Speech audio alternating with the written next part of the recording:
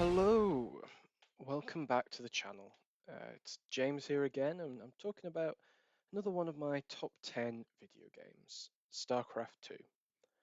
So, StarCraft is a real-time strategy game, so you play as one of these three spacefaring races, the basically the humans, the Terrans, the insect-like Zerg, or the really technologically advanced Protoss.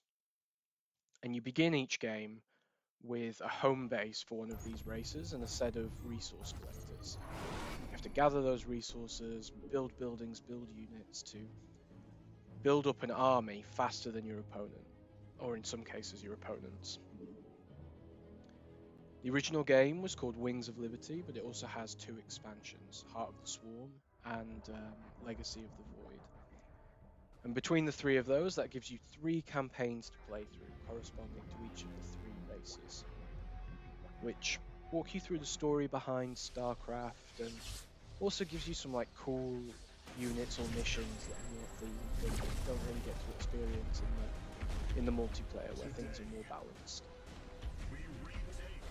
These campaigns are what I initially loved about StarCraft, so it was a great way to experience the game, sort of get a feel for it and progress through without having to worry about other human players. But that's the other main way to play StarCraft is to dive into the ladder itself, multiplayer matchmaking, and test your speed and strategy against other players. I always championed the mighty Protoss myself. Managed to fight my way into Gold League at kind of the peak, my peak. I was more of a Silver League player for most of the time I played, though. For those of you who don't know, that's the way a ladder is structured. You have like a bronze, a silver, a gold, up to like master and grandmaster, and you play for like a season for a set amount of time, and you try and progress up a league. It adds an extra bit of tension because you not only want to win, but you want to win, enough to progress and move up the ladder. So you care about that win-loss ratio. And there's very few games that have managed to match the adrenaline just pumping around your body during like a close match, or like right at the start of a ladder game where you're not really sure what your opponent's going to be like. And having these huge armies wading out for a final confrontation that's all the prior skirmishes have been building up to, and that's going to decide the fate of the match for the two of you and where you move in the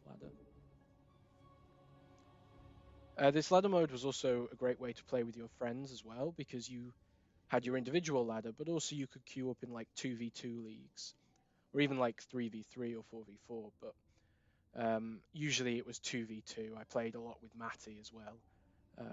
He'd be pumping out the siege tanks to defend us, playing as the Terran, and I'd be like trying to kickstart our economy and play for the late game. And it was a really good way to play like fairly serious matches, but share the stress with somebody else. It's not just you on your own with it all on your back. But the game itself had loads of cool ways to play with your friends, other than just the main leagues. There was these really crazy arcade modes where it was like community made custom maps and game modes. So you could play like you're holed up in the middle and you're fighting against waves of zombies from the outside. Or the game had been completely reworked mechanically, so it wasn't even really a real-time strategy anymore. It was more like a tower defense game, for example. And you could basically just pick whatever madness you fancied at the time, and go away and have a laugh. There's also more recently they added in like this co-op mode, which is a bit more official. It wasn't these like completely off the wall community maps, but they had these interesting different missions with different objectives, and you and a friend could take control of like a particular commander. So I liked playing as Artanis, for example, who was one of the Protoss leaders, and he gets some like cool abilities that you wouldn't get to play with in multiplayer because it would be really broken. And yeah, so it's one of the things I loved about StarCraft. That so many different ways to pick up and play. Great ways to play with your friends, even if they were less into it than you. You could play like casual modes, ways to play quite seriously yourself, and then also a campaign mode to maybe have a bit more fun and get invested in the story.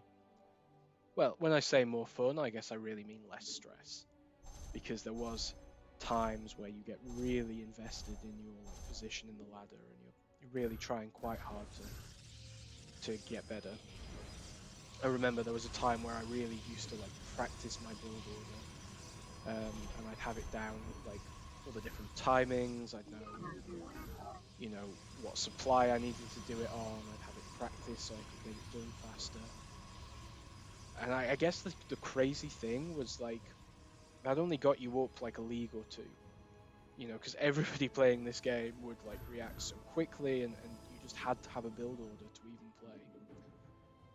It was all about like, so you quite enjoy watching some of like the esports stuff around it as well, and it's all around like APM, i.e. actions per minute. So some of the people who play it pro just do an insane amount in such a short space of time. You know, hundreds of actions per minute. Whereas like I'd often be playing and floating at around, maybe like 30 or 60. Managing to get a thing done like every couple of seconds. And that was the big decider a lot of the time. Sometimes you just couldn't act and react fast enough to keep up with other players. But that's where the matchmaking system really saved it, because you could get put in with a similar ability group of people, so it wasn't quite so painful.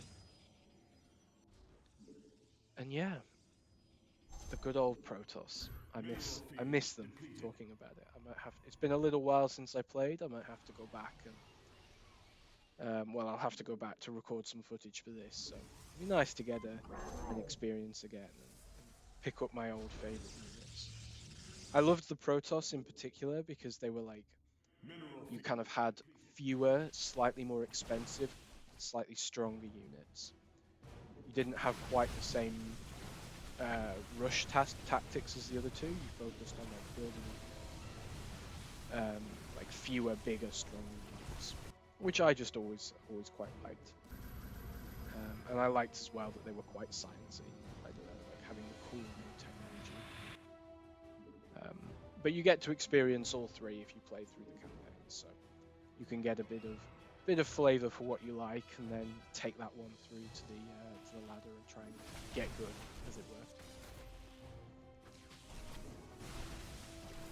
Definitely one I would recommend to anyone interested in trying out a real-time strategy.